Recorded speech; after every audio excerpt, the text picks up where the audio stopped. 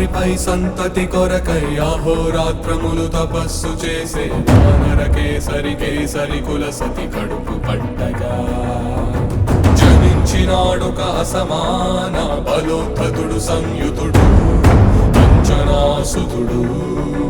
పవననందనుడు.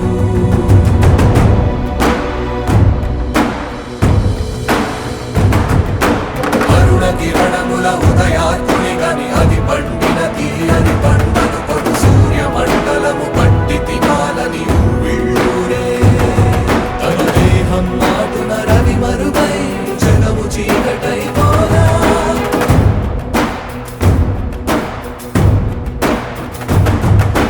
అది అమరేంద్రుడు గమనించి తన ఐరావతమధిరోహించి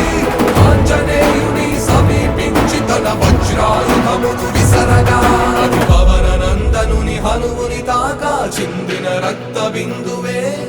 విద్యుద్వేగంతో ధరణి స్థలి వంద కడలిలో చచ్చి వంద కడలి అట్టడుగున గల శ్రీరంగ శుద్ధి గర్భము